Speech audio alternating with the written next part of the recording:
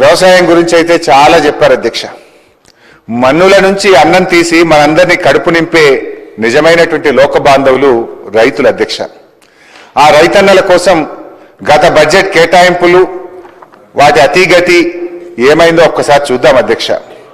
2024-25 అధ్యక్ష బడ్జెట్ ప్రసంగం 13వ పేజీలో అధ్యక్ష, ఏ పనైనా ఆగవచ్చు కానీ వ్యవసాయం ఆగదు, everything can wait but not agriculture అని జవహర్లాల్ నెహ్రూ గారిని ఉటంకిస్తూ భట్టి గారు తన బడ్జెట్ ప్రసంగంలో చెప్పారు అధ్యక్ష. కానీ అధ్యక్ష, వ్యవసాయం ఆగదు కానీ వ్యవసాయానికి ఇచ్చే సాయం మాత్రం ఆగుతుంది అనే కొత్త అర్థాన్ని గౌరవనీయులు భట్టి గారు ఇచ్చారు అధ్యక్ష. అంటే భట్టి గారి మాటలకు అర్థాలే వేరైపోయినాయి అధ్యక్ష. ఎందుకంటే అధ్యక్ష, వ్యవసాయం ఆగలేదు కానీ రైతు భరోసా ఆగింది, పంటల బోనస్ ఆగింది, పంటల బీమా ఆగింది, ఎరువులు విత్తనాల సరఫరా ఆగింది, చివరికి అప్పుల బాధ తాళలేక ఎంతో మంది అన్నదాతల గుండె చప్పుడే ఆగింది అధ్యక్ష. అధ్యక్ష, రుణమాఫీ అధ్యక్ష, మొదటి బడ్జెట్ లో బుక్ అధ్యక్ష పేజ్ నెంబర్ 15 అధ్యక్ష, మొదటి బడ్జెట్ బుక్ లో పేజ్ నెంబర్ 15 లో భట్టి గారు ఏమన్నారో చదువుతున్నాను అధ్యక్ష. అరకొర రుణమాఫీ కాకుండా రైతులకు నిజమైన మేలు జరగాలనే ఉద్దేశంతో మా ప్రభుత్వం ఒక్కసారిగా 31,000 కోట్ల రుణమాఫీ చేయాలని సంకల్పించింది అని వారి ప్రసంగంలో చదివారు అధ్యక్ష. కానీ అధ్యక్ష, రుణమాఫీ విషయంలో ఈ ప్రభుత్వ తీరు ఎట్లుందంటే పిల్లికి చెలగాటం, ఎలుకకు ప్రాణ సంకటం అన్నట్టు తయారైంది అధ్యక్ష. ముందేమో బ్యాంకర్ల మీటింగ్ లో రుణమాఫీకి 51,000 కోట్లు అవసరమవుతాయని చెప్పారు అధ్యక్ష. మొదటి బడ్జెట్ వచ్చేసరికి 31,000 కోట్లు అని చెప్పారు అధ్యక్ష. రెండో బడ్జెట్ నాటికి 20,616 కోట్లు అని చెప్పారు అధ్యక్ష.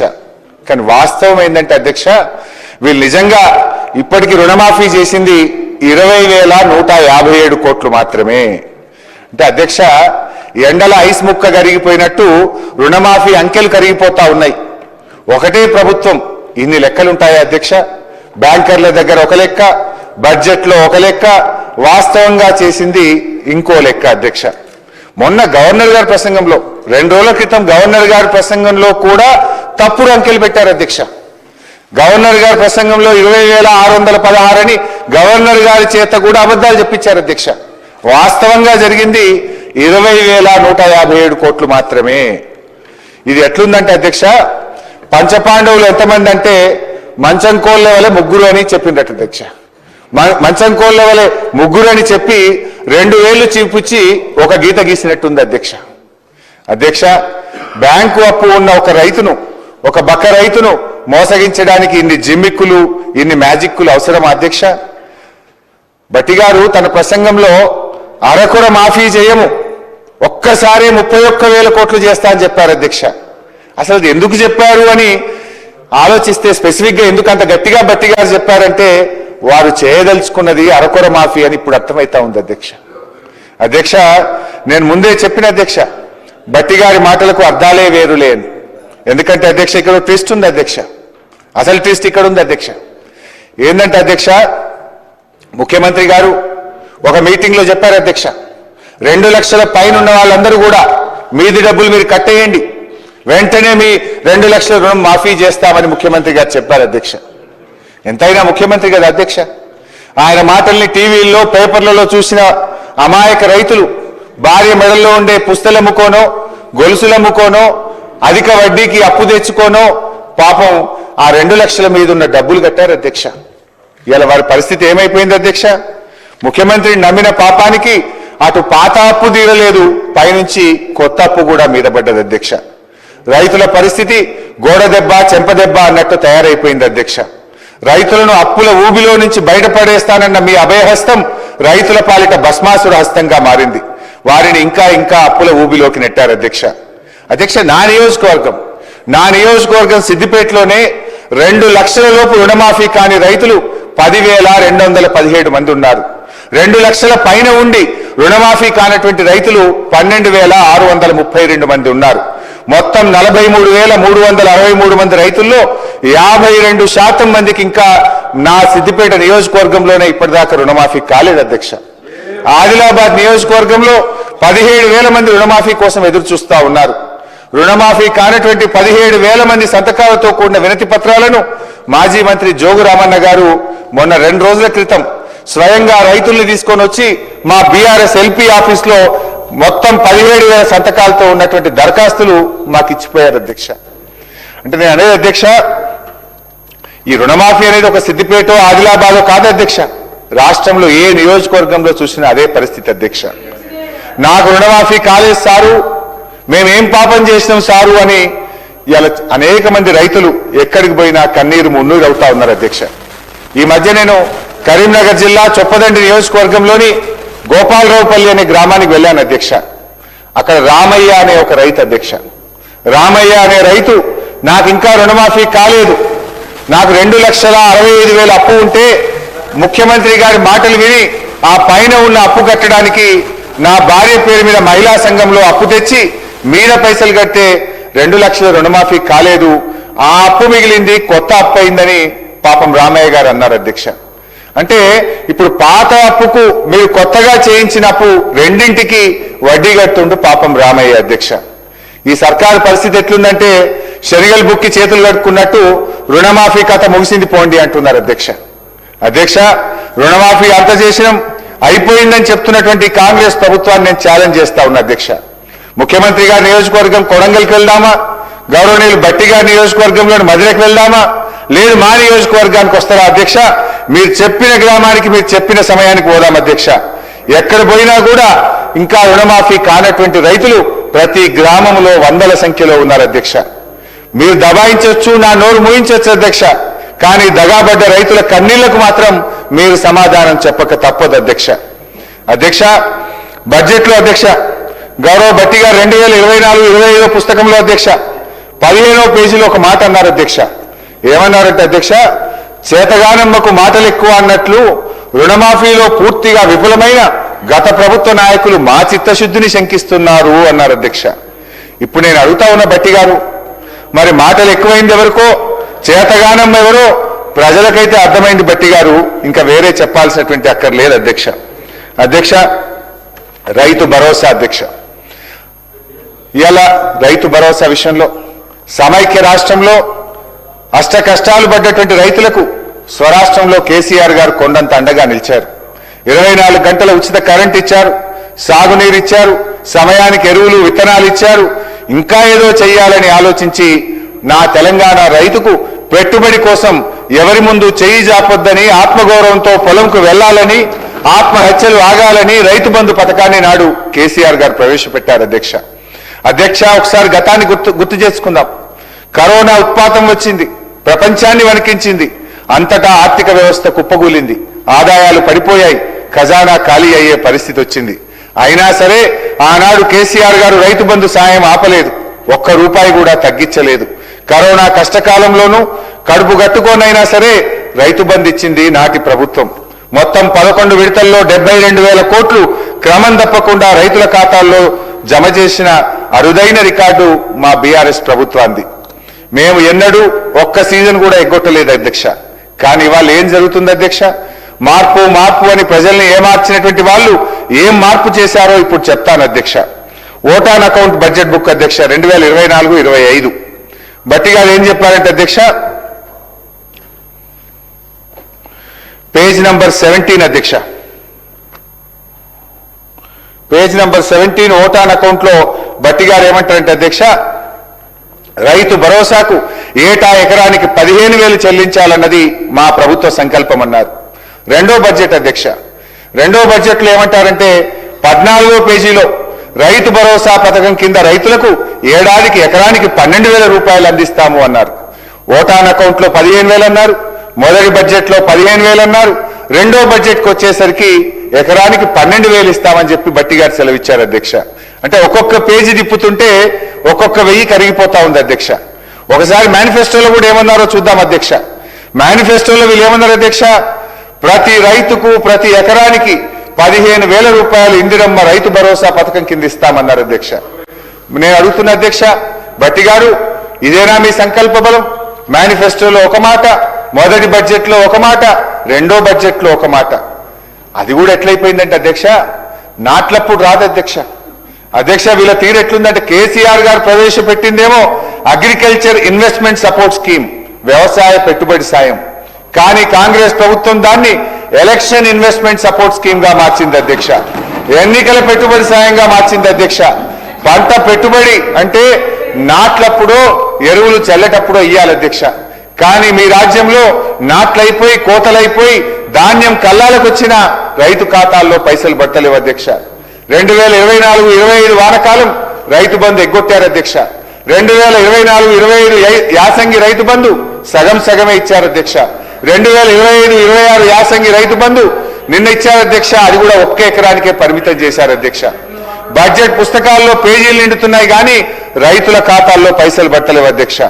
అధ్యక్ష ఆనాడు రేవంత్ రెడ్డి గారు ఏమన్నారు అధ్యక్ష? రెండు పంటలకే రైతు బంధు ఇవ్వడం ఏంది దద్దమ్మా, 3 పంటలకు ఇవ్వాలి అన్నారు అధ్యక్ష. అధ్యక్ష ఏమైంది? 3వ పంట దేవుడెరుగు. ఉన్న 2 పంటల్లో ఒకదానికి పాతరేసిండ్రు. ఇప్పుడు ఆ దద్దమ్మ ఎవరో వారి విజ్ఞతకే వదిలేస్తున్న అధ్యక్ష. సీజన్ కు 9,000 కోట్లు అనుకున్నా ఇప్పటి వరకు రైతు భరోసా కింద మీరు పడ్డ బకాయిలు 19,000 కోట్ల రూపాయలు అధ్యక్ష. ఇక్కడే ఒక టెక్నిక్ ప్రయోగించింది అధ్యక్ష. ఇప్పుడు ఏమంటే 20,000 రుణమాఫీ చేసినామన్నారు, 19,000 కోట్ల రైతు బంధు ఎగ్గొట్టిండ్రు. గా పైసలు తెచ్చకి రుణమాఫీ చేసినవి అయిపోయింది అంటున్నారు అధ్యక్ష. అంటే రుణమాఫీ గుండుసున్న అధ్యక్ష.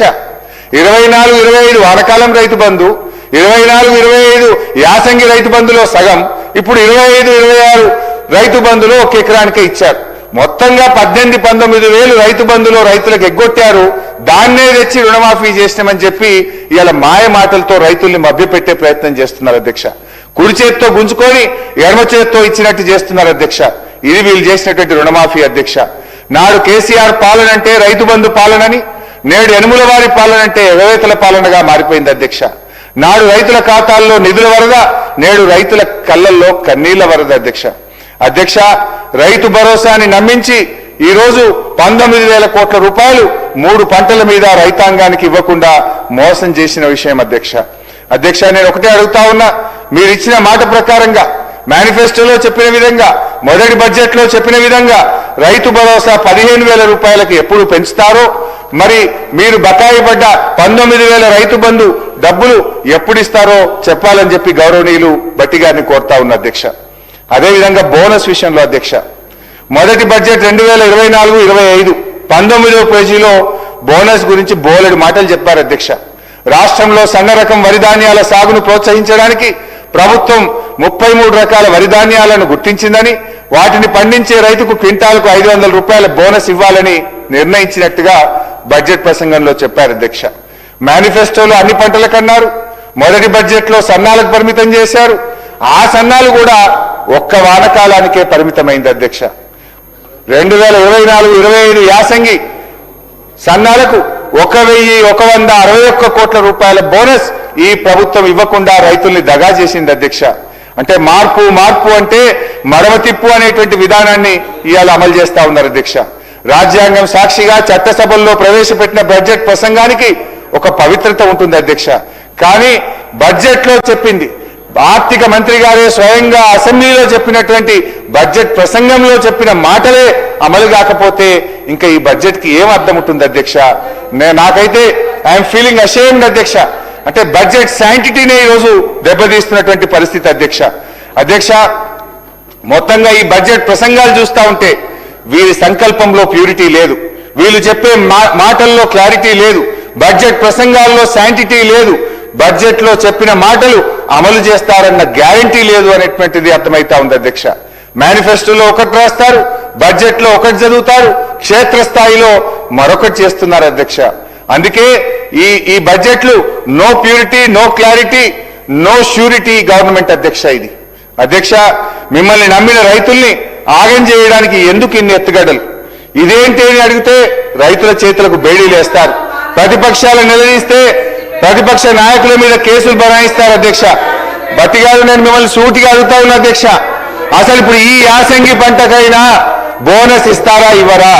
పోయిన యాసంగికి బోనస్ ఇవ్వలేదు, ఇప్పుడు ఈ యాసంగిలోనైనా రైతులకు బోనస్ ఇస్తారా లేదా మీ సమాధానంలో చెప్పాలని చెప్పి ఈ సభ సాక్షిగా నేను భట్టి గారిని ఈ ప్రభుత్వాన్ని అడుగుతా ఉన్నా అధ్యక్ష.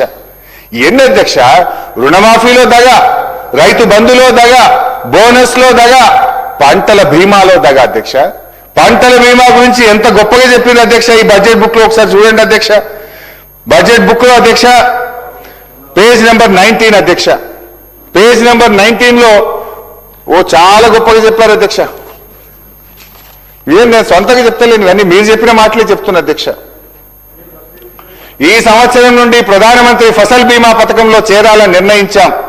ఈ పథకం కింద రైతులకు చెల్లించాల్సిన బీమా కూడా రాష్ట్ర ప్రభుత్వమే చెల్లిస్తుంది. రైతులకు పైసా ఖర్చు లేకుండా వారు చేసిన పంటలకు పూర్తి భద్రత ఈ ప్రభుత్వం కల్పిస్తుంది అని చెప్పారు అధ్యక్ష. మరి ఏమైంది అధ్యక్ష? దీనికి బడ్జెట్ లో 1300 కోట్ల రూపాయలు కేటాయిస్తున్నామని చెప్పారు అధ్యక్ష. బడ్జెట్ లో నిధులు కేటాయించారు అధ్యక్ష. కానీ వాస్తవంగా జరిగింది పంటల బీమాకు అతిగతి లేదు అధ్యక్ష. మేనిఫెస్టోలో చెప్పారు, బడ్జెట్ లో చెప్పారు, కానీ ఎక్కడ అమలైన పరిస్థితి లేదు. ఈ బడ్జెట్కి వచ్చేసరికి పంటల బీమా మాయమైపోయింది. పోయిన 2 బడ్జెట్లో పంటల బీమా చెప్పారు, ఈ బడ్జెట్ లో పంటల బీమాని మొత్తానికి ఎత్తేసింది అధ్యక్ష. అధ్యక్ష అంటే ఇప్పుడు రైతుల పరిస్థితి ఏంది అధ్యక్ష? గత 2 సంవత్సరాలుగా అకాల వర్షాల వల్ల, తుఫాన్ల వల్ల, వడగళ్ల వాన వల్ల నష్టపోయిన రైతాంగానికి ఇవాళ మీరు మాట తప్పడం వల్ల ఇవాళ రాష్ట్రంలోని లక్షలాది మంది రైతులకు ఇవాళ తీవ్రమైనటువంటి అన్యాయం జరుగుతూ ఉంది. బడ్జెట్ ప్రసంగంలో చెప్పి 1300 కోట్లు కేటాయించి పంటల బీమా పథకం అమలు చేయకపోతే ఆ రైతుల పరిస్థితి ఏం కావాలి అధ్యక్ష? పోనీ మీరు చెప్పే ఇన్పుట్ సబ్సిడీ అనే ఇస్తున్నారా? ఎకరానికి 10,000 ఇన్పుట్ సబ్సిడీ ఇస్తామన్నారు. నా నియోజకవర్గంలోనే, రాష్ట్రంలో అంతటా అదే పరిస్థితి అధ్యక్ష. గత 3 సీజన్లలో నష్టపోయినటువంటి రైతులకు ఈ రోజుకు పంటల బీమా అందలేదు, కనీసం ₹1 ఇన్పుట్ సబ్సిడీ కూడా అందలేదు అధ్యక్ష. అంటే అధ్యక్ష బోనస్ బోగస్ అయిపోయింది, బీమా బూటకమైపోయింది.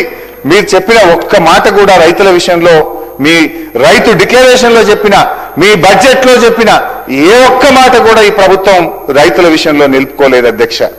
అధ్యక్ష నేను సభ సాక్షిగా బట్టిగా అడుగుతా ఉన్నా, ఈ సంవత్సరమైనా పంటల బీమాకు డబ్బులు కట్టరా? బీమా అమలు చేస్తారా చేయరా? లేదంటే మేము మేనిఫెస్టోలో చెప్పాం, వరంగల్ రైతు డిక్లరేషన్ లో చెప్పాం, మొదటి బడ్జెట్ ప్రసంగంలో చెప్పాం, మాట తప్పామని ఒప్పుకోండి, బహిరంగంగా రాష్ట్రంలోని రైతులకు క్షమాపణ చెప్పాలని చెప్పి మీ ద్వారా ఈ ప్రభుత్వాన్ని డిమాండ్ చేస్తా ఉన్నా అధ్యక్ష. అదేవిధంగా అధ్యక్ష రైతుల పరిస్థితి చూస్తే అట్లా రైతు కూలీల అధ్యక్ష, ఇందిరమ్మ ఆత్మీయ భరోసా పేరు గొప్ప ఊరు దిబ్బ అన్నట్టు తయారైన మరో పథకం అధ్యక్ష. దీని పరిస్థితి అధ్యక్ష మొదటి బడ్జెట్ లో అధ్యక్ష పేజ్ 18 భూమి లేని రైతు కూలీలకు ఆర్థిక మరియు జీవన స్థితిగతులను మెరుగుపరచడానికి మా ప్రభుత్వం లక్షలాది భూమి లేని నిరుపేద రైతు కూలీలకు సంవత్సరానికి 12,000 రూపాయలు అందించే బృహత్తర కార్యక్రమాన్ని ఈ సంవత్సరమే ప్రారంభం చేస్తున్నాం. ఎప్పుడు చెప్పింది అధ్యక్ష? 2024-25. సరే అధ్యక్ష 2024-25 అమలు కాలే, మళ్ళీ 2025-26 మళ్ళీ అదే చెప్పింది అధ్యక్ష. బృహత్తర పథకాన్ని ప్రారంభించబోతున్నామని 25-26లో చెప్పింది అధ్యక్ష. మళ్ళా చూస్తే అధ్యక్ష 26-27లో కూడా మళ్ళీ 6,000 కోట్లు పెట్టిండ్రు. అంటే అధ్యక్ష మీరు 24-25లో పెట్టిండ్రు, ఒక్క రైతు కూలికి ఇవ్వలే. 25-26లో పెట్టిండ్రు, ఒక్క రైతు కూలికి ఇవ్వలే. మళ్ళీ 26-27 ఈ సంవత్సరం కూడా మళ్ళీ పెట్టిండ్రు అధ్యక్ష. ఏంది అధ్యక్ష? పాపం రెక్కలు ముక్కలు చేసుకొని ఎండనక వాననక కష్టపడే గా రైతు కూలీలను దగా చేయడానికి మీకు ఎట్లా మనసు వచ్చింది బట్టి గారు అని నేను అడుగుతా ఉన్నా. కనీసం మీ ఆత్మీయ భరోసాలు, ఇందిరమ్మ ఆత్మీయ భరోసాలో ఆత్మీయత లేదు, భరోసా లేదు. ఆత్మీయత కరువైపోయింది కూలీలకు, భరోసా కూడా కూలీలకు కరువైపోయింది అధ్యక్ష. 2 బడ్జెట్లో నిధులు కేటాయించి అమలు చేయకపోవడం ఆ నిరుపేద కూలీలకు ఈ సర్కారు చేసినటువంటి క్షమించరానటువంటి ద్రోహం అధ్యక్ష ఇది. అధ్యక్ష పాపం పెద్దలు కీర్తిశేషులు ఇందిరాగాంధీ గారు భౌతికంగా మరణించారు, కానీ ఈ ప్రభుత్వం చేస్తున్న వాగ్దానాలు నైతికంగా వారు మరణిస్తా ఉన్నారు. వారి పేరు పెట్టి, ఇందిరమ్మ పేరు పెట్టుకోనన్న పథకం అమలు చేయరా అధ్యక్ష? కళ్ళు తెరవండి బట్టి గారు, అంకెల గారడి కాదు, ఇచ్చిన మాట ప్రకారంగా నిరుపేద కూలీల కడుపు నింపాలని చెప్పి మీ ద్వారా ఈ ప్రభుత్వాన్ని కోరుతా ఉన్న అధ్యక్ష. అదేవిధంగా అధ్యక్ష ఇవన్నీ నేను ఏవి కూడా సొంతం చెప్తున్నాను అధ్యక్ష. బడ్జెట్ బుక్కుల్లో హామీలు ఇచ్చి మాట తప్పినవే నేను గుర్తు చేస్తా ఉన్నా అధ్యక్ష. అదేవిధంగా అధ్యక్ష ఇప్పటిదాకా కూలీల కథలు విన్నాం, రైతుల వ్యధలు విన్నాం, ఈ ప్రభుత్వం కూలీలను రైతుల్ని ఎట్లా మోసం చేసిందో విన్నాం అధ్యక్ష. అదేవిధంగా అధ్యక్ష ఈ ప్రభుత్వం యొక్క నమ్మక ద్రోహానికి బలై నెత్తురు చిందించిన నిరుద్యోగుల వెతలు కూడా వినిపించే ప్రయత్నం చేస్తా అధ్యక్ష. ఓటాన్ అకౌంట్లో అధ్యక్ష, ఓటాన్ అకౌంట్ బడ్జెట్ లో భట్టి గారు ఏం చెప్పారంటే అధ్యక్ష, చెప్పిన మాట ప్రకారంగా జాబ్ క్యాలెండర్ తయారు చేసి ప్రక్రియ ప్రారంభించాము అని ఓటాన్ అకౌంట్ లో చెప్పారు అధ్యక్ష. మొదటి బడ్జెట్ అధ్యక్ష, నియామక ప్రణాళిక క్యాలెండర్ ను త్వరలోనే ప్రకటిస్తున్నాము అని మొదటి బడ్జెట్ లో చెప్పారు అధ్యక్ష. రెండో బడ్జెట్ అధ్యక్ష, రెండో బడ్జెట్ లో గత ప్రభుత్వం నది దాటే వరకు ఓడమల్లయ్య, దాటిన తర్వాత బోడమల్లయ్య అనే విధంగా ప్రవర్తించిందని మమ్మల్ని విమర్శించారు రెండో బడ్జెట్ లో అధ్యక్ష. మరి ఈ బడ్జెట్ వచ్చేసరికి 26-27 అధ్యక్ష, ఈ బడ్జెట్ లో నిరుద్యోగుల ఊసే లేదు, జాబ్ క్యాలెండర్ జాడే లేదు, దాని ప్రస్తావనే లేదు అధ్యక్ష. ఒక్కసారి మేనిఫెస్టోలో కూడా ఏం పెట్టారో చూద్దాం అధ్యక్ష. మేనిఫెస్టో అధ్యక్ష, ఇది కాంగ్రెస్ మేనిఫెస్టో అధ్యక్ష. ఈ మేనిఫెస్టోలో అధ్యక్ష హైదరాబాద్ నుండి యూత్ డిక్లరేషన్ అనే ఒక పెద్ద పుస్తకం అయితే విడుదల చేశారు అధ్యక్ష. ఈ మేనిఫెస్టోలో ఏం చెప్పారంటే అధ్యక్ష, మొదటి సంవత్సరంలోనే 2 లక్షల ప్రభుత్వ ఉద్యోగాలు భర్తీ చేస్తామని హామీ ఇచ్చారు అధ్యక్ష. నేను అడుగుతా ఉన్న భట్టి గారిని, ఆ 2 లక్షల ఉద్యోగాలు ఇచ్చారా? ఎవరికి ఇచ్చారు? మొదటి సంవత్సరం గడిచిపోయింది, రెండవ సంవత్సరం గడిచిపోయింది, మరి చేయండి. ఒకవేళ ఉద్యోగాలు ఇచ్చుంటే నిరుద్యోగుల విజయోత్సవాలు కూడా జరపండి భట్టి గారు. ఎందుకో చేస్తలేరు నిరుద్యోగుల విజయోత్సవాలు అంటే. ఇక ఈ ముఖ్యమంత్రి గారు అయితే మరీ విడ్డూరం అధ్యక్ష. నిరుద్యోగులకు ఉద్యోగాలు ఎక్కువైపోయి ఇక నోటిఫికేషన్లు చాలు అంటున్నారని చెప్పి సెలవిస్తారు ఆయన. పోదామా మరి? నేను అడుగుతా స్పీకర్ గారు, ఒక పావు గంట హౌస్ అడ్జెంట్ చేయండి సార్. ఇక్కడనే కదా సార్ అశోక్ నగర్. భట్టి గారు మేము అందరం కలిసి అశోక్ నగర్ సెంట్రల్ లైబ్రరీకి పోయి అడుగుదాం. మరి నిరుద్యోగులు నోటిఫికేషన్లు చాలు అంటున్నారా? మీరు ఇచ్చిన ఉద్యోగాలతో వాళ్ళు సాటిస్ఫై అయ్యారా? వాళ్ళ మాటలు ఏందో ఒక్కసారి పోయి వినద్దాం. ఎందుకు అధ్యక్ష ఈ రకంగా నిరుద్యోగ యువతి యువకులను వంచిస్తారు అధ్యక్ష? నాడు ఓట్ల కోసం అశోక్ నగర్ సెంట్రల్ లైబ్రరీ చుట్టూ తిరిగారు. నిరుద్యోగుల మెడలో కాంగ్రెస్ కండువాలు వేసి జిల్లాల్లో వారిని తిప్పి ప్రచారం చేయించుకున్నారు. ఇప్పుడు అదే అశోక్ నగర్ లో ఉద్యోగాలు అడిగిన విద్యార్థుల వీపులను విమానం మూత మోగిస్తా ఉన్నారు అధ్యక్ష. తలలు పగలగొట్టారు.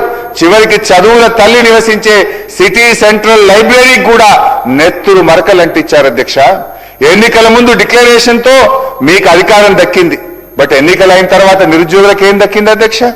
నిరుద్యోగులకు పాపం దక్కింది, డిప్రెషన్ దక్కింది, సప్రెషన్ దక్కింది అధ్యక్ష. అధ్యక్ష, ఎన్నికలు దాటడానికి నిరుద్యోగులను ఓడలా వాడుకొని గెలిచిన తర్వాత వాళ్ళను బోడమల్లేలు చేసింది ఎవరో ఇప్పుడు భట్టి గారే సెలవియ్యాలి అధ్యక్ష. అధ్యక్ష, రెండో బడ్జెట్లో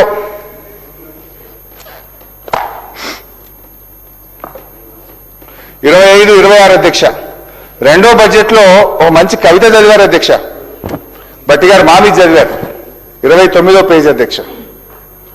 మా మీద ఏమని చదివారంటే అధ్యక్ష, శ్రీశ్రీ గారి కవిత మా మీద ప్రయోగించారు భట్టి గారు. కూటి కోసం కూలి కోసం పట్టణంలో బ్రతుకుదామని తల్లి మాటలు చెవిన పెట్టక బయలుదేరిన బాటసారికి ఎంత కష్టం ఎంత కష్టమని మా మీద చదివారు అధ్యక్ష భట్టి గారు. కానీ నిజంగా శ్రీశ్రీ గారు బతుకుంటే మీరు చేసిన మోసానికి ఇట్లా రాసుండేవారేమో అధ్యక్ష. రాహుల్ గాంధీ మాటలు నమ్మి, ప్రియాంక గాంధీ భాష నమ్మి కాంగ్రెసు కోటేసిన నిరుద్యోగికి ఎంత కష్టం ఎంత కష్టం. ముఖ్యమంత్రి ఢిల్లీ బాయే, జాబులేమో రాకపాయే, కడుపు మండి ర్యాలీ తీస్తే లాఠీ చార్జీ చేసుడాయే, తలలు పగిలి నెత్తురాయే, అశోక్ నగరే చిత్తడాయే, కాంగ్రెసు కోటేసిన నిరుద్యోగికి ఎంత కష్టం ఎంత కష్టం. భట్టి గారు, సరే ఇప్పుడు నేను ఇప్పుడే ఒక మాట అన్నాను అధ్యక్ష. అధ్యక్ష, ఇప్పుడు ఆ రోజు మేము బడ్జెట్ ప్రవేశపెట్టినాము, దాని మీద చర్చ జరిగింది, బిల్లు పాస్ అయింది, దాని మీద ప్రజలు తీర్పు ఇచ్చిండ్రు. దట్స్ ఓవర్ అధ్యక్ష.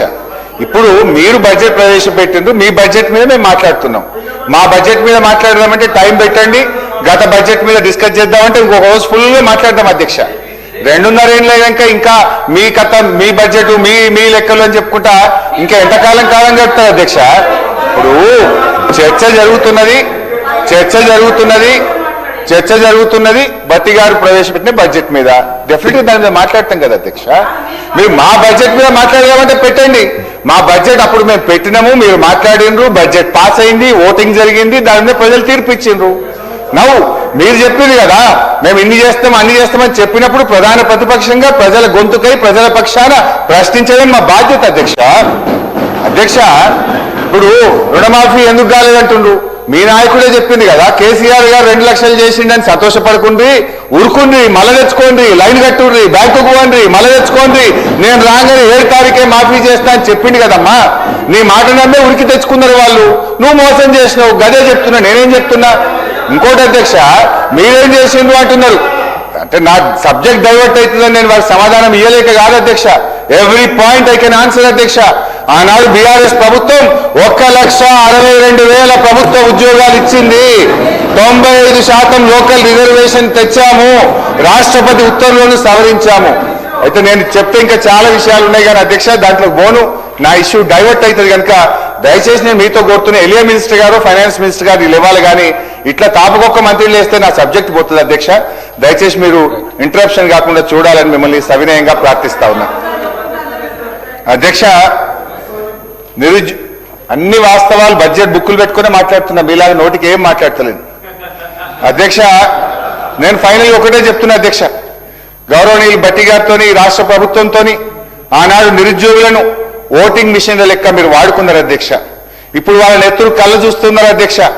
దయచేసి ఇప్పటికైనా మీ పాపాలు గడుక్కోవాలనుకుంటే మీరు చెప్పిన ప్రకారంగా వెంటనే 2 లక్షల ప్రభుత్వ ఉద్యోగాలకు నోటిఫికేషన్ ఇవ్వాలని చెప్పి ఆ నిరుద్యోగుల పక్షాన్ని ప్రభుత్వాన్ని నేను డిమాండ్ చేస్తా ఉన్నా అధ్యక్ష. మరొక పథకం అధ్యక్ష, రాజీవ్ యువ వికాసం అధ్యక్ష. ఈ పథకం గురించి 2వ బడ్జెట్ ప్రసంగంలో భట్టి గారు చెప్పారు అధ్యక్ష. పేజ్ నెంబర్ 29 సెకండ్ బడ్జెట్ ప్రసంగం అధ్యక్ష. ఎస్సీ ఎస్టీ బీసీ మైనార్టీలు మరియు ఆర్థికంగా వెనుకబడ్డ వర్గాల యువతకు స్వయం ఉపాధి కల్పన కోసం రాజీవ్ యువ వికాసం అనే పథకాన్ని ప్రారంభించాం. ఈ పథకం యువతకు ఉపాధి కల్పనలో ఒక గేమ్ చేంజర్ గా నిలుస్తుంది.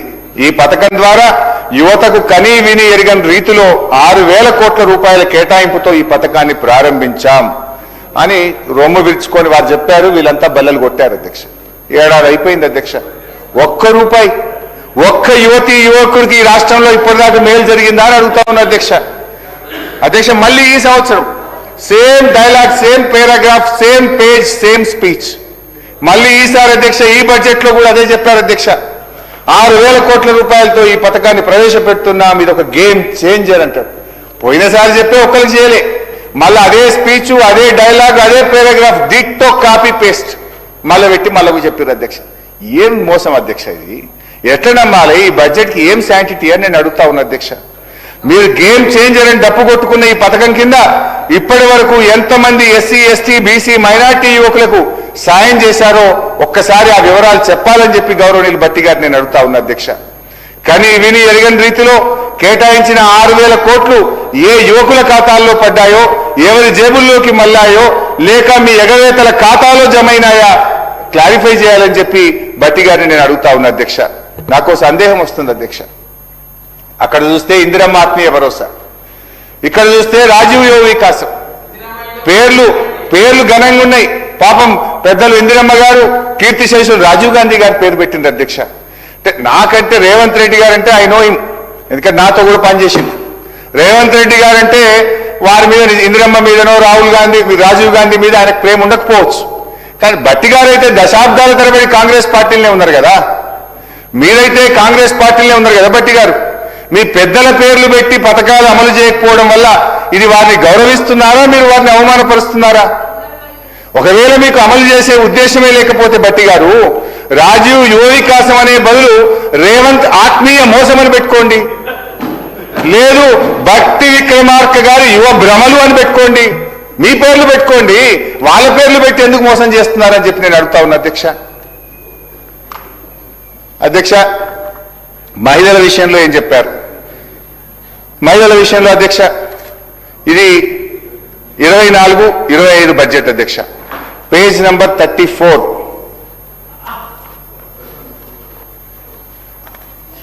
పేజ్ నెంబర్ 34 అధ్యక్ష. ప్రతి సంవత్సరానికి కనీసం 20,000 కోట్లకు తగ్గకుండా వచ్చే 5 సంవత్సరాల్లో 1,00,000 కోట్ల రూపాయల వడ్డీ లేని రుణాలు అందించాలని మా ప్రభుత్వం సంకల్పించింది. 1,00,000 కోట్ల రూపాయల వడ్డీ లేని రుణాలు అందించాలని మా ప్రభుత్వం సంకల్పించింది. అధ్యక్ష, రెండో బడ్జెట్ అధ్యక్ష 25-26 పేజ్ నంబర్ 37. కోటి మంది మహిళలకు ఇందిరా మహిళా శక్తి మిషన్ పథకం ద్వారా 1,00,000 కోట్ల రూపాయల వడ్డీ లేని రుణాలు అందిస్తాము. 1,00,000 కోట్ల వడ్డీ లేని రుణాలు అందిస్తాం. ఈ బడ్జెట్ చూద్దాం. ఇక 26-27 అధ్యక్ష ఈ బడ్జెట్ లో పేజ్ నెంబర్ 24 అధ్యక్ష. ఈ బడ్జెట్కి వచ్చేసరికి ఏమంటారంటే అధ్యక్ష, 5 సంవత్సరాల్లో 1,00,000 కోట్ల రూపాయల మేరకు బ్యాంకు ద్వారా రుణాలు ఇప్పించే ప్రయత్నం చేస్తాము. అంటే అధ్యక్ష, 4వ బడ్జెట్ వచ్చేసరికి వడ్డీ లేని రుణాలు అనే మాటను మాత్రం కంఫర్టబుల్ గా మాయం చేసేసారు. మేనిఫెస్టోలో 1,00,000 కోట్ల వడ్డీ లేని రుణం, మొదటి బడ్జెట్ లో 1,00,000 కోట్ల వడ్డీ లేని రుణం, రెండో బడ్జెట్ లో 1,00,000 కోట్ల వడ్డీ లేని రుణం, మూడో బడ్జెట్ కి వచ్చేసరికి 1,00,000 కోట్ల రుణం వడ్డీని కంఫర్టబుల్ గా మాయం చేసిండ్రు అధ్యక్ష. అధ్యక్ష, మీరు ఇస్తున్నది ఏంటి? నాడు బీఆర్ఎస్ ప్రభుత్వం ఏదైతే 5 లక్షల రూపాయలకు వడ్డీ లేని రుణం పథకం ప్రవేశపెట్టిందో దాన్ని మాత్రమే మీరు కొనసాగిస్తున్నారు తప్ప మీరెక్కడా కూడా మొత్తం అప్పుకు వడ్డీ లేని రుణాన్ని అందించడం లేదు. ఒక మహిళ ఒక సంఘం 20 లక్షలు తీసుకుంటే 5 లక్షలకే వడ్డీ లేని రుణం వస్తుంది. మిగతా 15 లక్షల రూపాయలకు ఆ సంఘాలే వడ్డీ కట్టుకుంటున్నటువంటి మాట వాస్తవం. ఒకవేళ మీకు నిజాయితీ ఉంటే, మీకు చిత్తశుద్ధి ఉంటే, మీరు అమలు చేసి ఉంటే ఆ 20 లక్షల రూపాయలకు వడ్డీ లేని రుణం ఇస్తున్న జీవో బయట పెట్టండి. ఆ జీవో ఏదో చూపియండి. లేదంటే ఈ సభను తప్పుదోవ పట్టించినందుకు, యావత్ మహిళా లోకాన్ని తప్పుదోవ పట్టించినందుకు బహిరంగంగా క్షమాపణ చెప్పాలని రాష్ట్రంలోని మహిళల పక్షాన నేను డిమాండ్ చేస్తా ఉన్నా అధ్యక్ష. గిన్ని జూటాలు, గిన్ని జిమ్మిక్కుల అధ్యక్ష. ఏంది అధ్యక్ష? ఇవన్నీ బడ్జెట్ బుక్కులో చెప్పినాయి అధ్యక్ష. నేనేమి వేరే మాట్లాడుతున్నాను అధ్యక్ష. అదేవిధంగా ఇరిగేషన్ అధ్యక్ష, ఇరిగేషన్ విషయంలో అధ్యక్ష మొదటి బడ్జెట్ ప్రసంగం 62వ పేజ్ అధ్యక్ష. ఇది ఫస్ట్ బుక్ అధ్యక్ష, 62వ పేజ్.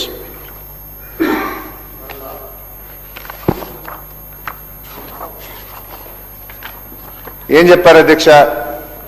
మా ప్రభుత్వం తుది దశలో ఉన్న ఇలాంటి ప్రాజెక్టులు మరియు ఆయకట్టు తక్షణం పెంపొందించే 6 ప్రాజెక్టులను ఈ ఆర్థిక సంవత్సరంలో మరియు 12 ప్రాజెక్టులను వచ్చే ఆర్థిక సంవత్సరంలో పూర్తి చేస్తాం. అంటే 24-25లో 6, 26-27లో 12, 18 ప్రాజెక్టులు పూర్తి చేస్తామని బడ్జెట్ ప్రసంగంలో గౌరవనీయులు భట్టి గారు సెలవిచ్చారు అధ్యక్ష.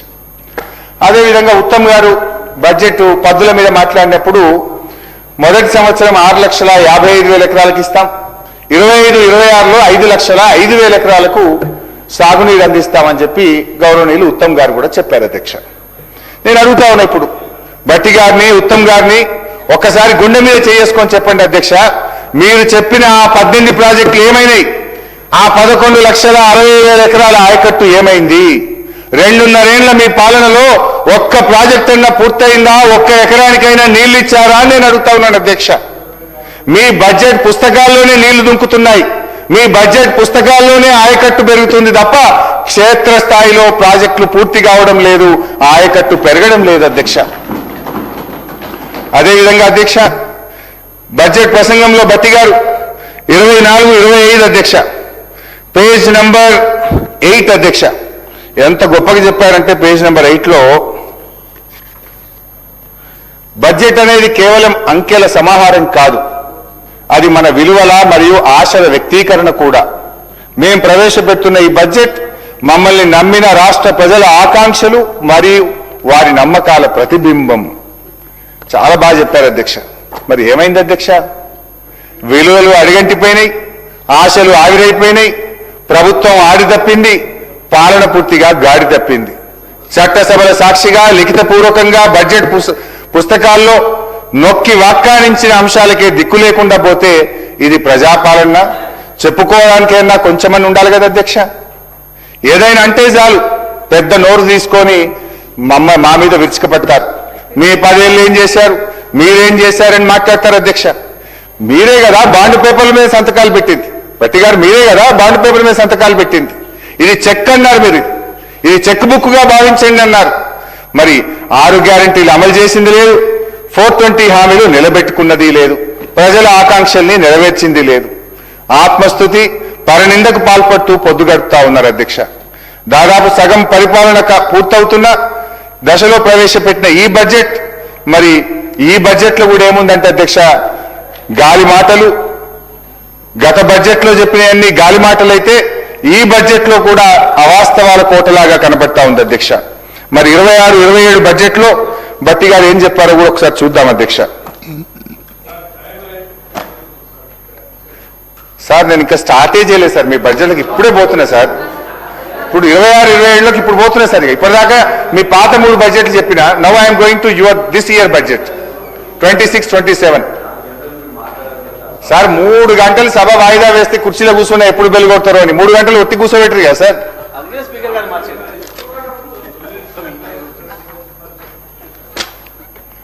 భట్టి గారు మీరు ఇక్కడ ఉన్నప్పుడు ఎంత మంచిగా ఉంటారు సార్, గట్టు బొంగనే మారిపోయింది మొత్తం. ఇక్కడ ఉన్నప్పుడు మంచిగా ఉంటారు సార్ మీరు. అధ్యక్ష, ఈ కొత్త బడ్జెట్ లో 26-27 బడ్జెట్ లో పోయే ముందు అధ్యక్ష, భట్టి గారు ఒక మాట అన్నారు అధ్యక్ష, కొద్దిగా వినాలి భట్టి గారు. 24-25 బడ్జెట్ లో మీరు ఒక మాట అన్నారు, మమ్మల్ని విమర్శించే క్రమంలో ఒక మాట అన్నారు. 24-25 ఫస్ట్ బడ్జెట్ లో మీరు అన్న మాట గుర్తు చేసి నేను ఈ బడ్జెట్ లోకి వెళ్తా అధ్యక్ష. తెలంగాణ రాష్ట్రం ఏర్పడిన 10 ఏళ్ల తర్వాత వాస్తవానికి దగ్గరగా ప్రణాళికాబద్ధమైన బడ్జెట్ ను తొలిసారిగా మా ప్రభుత్వం 2024 ఫిబ్రవరి 10న శాసనసభలో ప్రవేశపెట్టడం జరిగింది. For the first time on February 10th, 2024, after 10 years of formation of Telangana, our government has presented a realistic and planned budget అని చెప్పారు అధ్యక్ష. ఇది 24-25. మరి ఇది ఎంతవరకు రియలిస్టిక్ ఉందో ఒక్కసారి నేను చెప్తా, భట్టి గారు బహుశా మీరు నోట్ చేసుకుంటారో లేకపోతే మీకు తెలిసే ఉంటుంది, మీరు పెట్టిన బడ్జెట్ ఆఫ్ కోర్స్. 2024-25 అధ్యక్ష, వారు చెప్పడం స్టార్టింగ్ ఏమన్నారు, మాది రియలిస్టిక్ బడ్జెట్, మాది ప్లాన్డ్ బడ్జెట్, 10 ఏళ్ల తర్వాత ఫస్ట్ టైం నేను రియలిస్టిక్ బడ్జెట్ పెడుతున్నా అని బల్ల గుద్ది చెప్పిండు భట్టి గారు. మరి ఆ బడ్జెట్ రియాలిటీ ఏందో ఇప్పుడు ఒక్కసారి బయట పెడతా అధ్యక్ష. బడ్జెట్ ఎస్టిమేట్ 2024-25 2,90,814 కోట్లు. 2,90,814 కోట్లు. ఆర్ఈ పెట్టిండ్రు పోయినసారి 2,66,608 కోట్లు. ఇప్పుడు యాక్చువల్ ఇప్పుడు బయట పెట్టిండ్రు మీరే. ఇప్పుడు యాక్చువల్ ఈ తెలంగాణ బడ్జెట్ ఇన్ బ్రీఫ్ లో యాక్చువల్ మీరే పెట్టిండ్రు. ఈ బుక్ లో లెక్కనే చెప్తున్నా, నా లెక్క చెప్తలే. యాక్చువల్ ఎంత అంటే 2,31,583. అంటే బడ్జెట్ ఎస్టిమేట్ కు యాక్చువల్స్ మధ్య గ్యాప్ 59,231 కోట్లు, 59,231 crores. అంటే ఇది 20.3% deficit. Is it realistic budget? 20% మీ అంచనాలు తప్పినాయి. 20% అంచనాలు తప్పితే ఇది రియలిస్టిక్ బడ్జెట్ అని చెప్పుకుంటారా భట్టి గారు? ఫస్ట్ టైం పెడుతున్నా, రాష్ట్రం ఏర్పడ్డాక నేను యాక్చువల్ పెడుతున్నా, రియలిస్టిక్ పెడుతున్నా అని చెప్పిండ్రే. 59,000 కోట్ల రూపాయల లోటు వచ్చింది మీ బడ్జెట్ లో. పోనీ ఆర్ఈ అనే కరెక్ట్ పెట్టిండ్రా? ఆర్ఈ మనం నార్మల్గా ఒక నెల ముందు పెడతాం. ఆర్ఈకి యాక్చువల్స్ కి ఎంత తేడా ఉందంటే అధ్యక్ష 35,025 కోట్ల రూపాయలు ఉంది.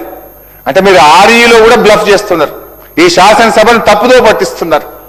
ఇది 2024-25. Let's go to 25-26. 2025-26లో చూస్తే అధ్యక్ష వీళ్ళు పెట్టిన బడ్జెట్ 3,04,366 కోట్లు.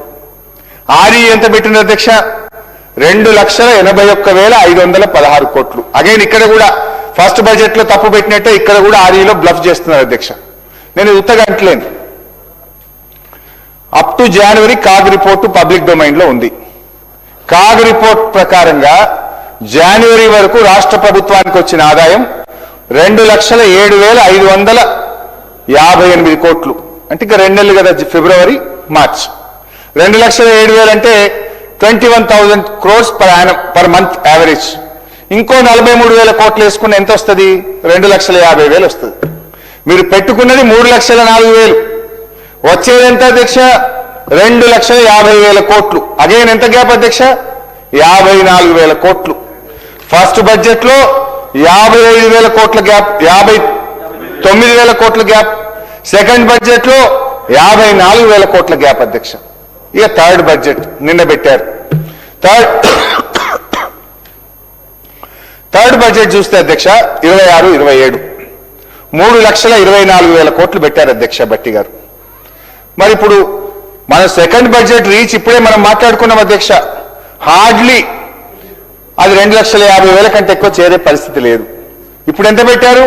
3,24 పెట్టిండ్రు. 74,000 కోట్ల రూపాయలు ఎక్కువ పెట్టారు. విల్ ఇట్ రీచ్ అధ్యక్ష? ఈజ్ ఇట్ రియలిస్టిక్ బడ్జెట్ అధ్యక్ష? అంటే ఎవరి చెవుల్లో పువ్వులు పెడతా ఉన్నారు? ఏ పథకాలకు కోత పెడతారు మళ్ళీ నేను అడుగుతా ఉన్నా అధ్యక్ష. ఈసారి కూడా నేను మళ్ళీ చెప్తున్నా, పోయినసారి కూడా చెప్పినా, ఇప్పుడు కూడా మళ్ళీ చెప్తున్నా, మీరు ప్రవేశపెట్టిన ఈ థర్డ్ బడ్జెట్ లో కూడా కనీసం 50,000 కోట్ల రూపాయల లోటు ఉంటది. ఈ 50,000 కోట్లు ఎవరికి కోత పెడతారు? ఎస్సీలక, మైనార్టీలక, బీసీలక, మళ్ళీ రాజీవ్ యువ వికాసానిక, మళ్ళీ ఇందిరమ్మ ఆత్మీయ భరోసాక, దేనికి కోత పెట్టారు అని నేను అడుగుతా ఉన్నా అధ్యక్ష. మొదటి బడ్జెట్ లో 59,000 కోట్ల గ్యాప్, రెండో బడ్జెట్ లో 54,000 కోట్ల గ్యాప్, మూడో బడ్జెట్ లో కూడా కనీసం 50,000 కోట్ల రూపాయల గ్యాప్ ఉండబోతా ఉన్నది. మరి దీన్ని పట్టుకొని మీరు రియలిస్టిక్ బడ్జెట్, ప్లాన్డ్ బడ్జెట్ అంటే దీనికి మీరు ఏం సమాధానం చెప్తారు? వాస్తవిక బడ్జెట్ అని భ్రమలు కల్పించడం తప్ప వాస్తవంగా మీరు చేస్తున్నది ఏమిటి? It is proved that budget figures have become fiction while expenditure has become a glaring truth. Budget కేటాయింపులు చేస్తున్న ఖర్చుల్లో భారీ కోత వల్లనే సంక్షేమ పథకాల అమలు ఇవాళ ప్రశ్నార్థకంగా మారింది. అందుకే రైతు భరోసాలో కోతలు, పంటల బోనస్లో కోతలు, రుణమాఫీలో కోతలు, ఇందిరమ్మ ఆత్మీయ భరోసాలో కోతలు, రాజీవ్ యువ వికాసంలో కోతలు, కళ్యాణ లక్ష్మిలో కోతలు. కోతలు మాత్రమే కాదు అధ్యక్ష, అనేక పథకాలు కూడా బంద్ అవుతా ఉన్నాయి. న్యూట్రిషన్ కిట్ బంధు, దళిత బంధు, బీసీ బంధు, గొర్రెల పంపిణీ బంధు, చేప పిల్లల పంపిణీ బంధు, బతుకమ్మ చీరలు బంధు, ఇట్లా అనేక రకాల పథకాలు కూడా బంద్ పెడతా ఉన్నారు అధ్యక్ష. ఇటు కోతలు బంధులు తప్ప ఏమైతుంది అధ్యక్ష అని నేను అడుగుతా ఉన్నా అధ్యక్ష. ఇకపోతే భట్టి గారు తన బడ్జెట్ ప్రసంగంలో జిఎస్డిపి గ్రోత్ గురించి చాలా గొప్పగా చెప్పారు అధ్యక్ష.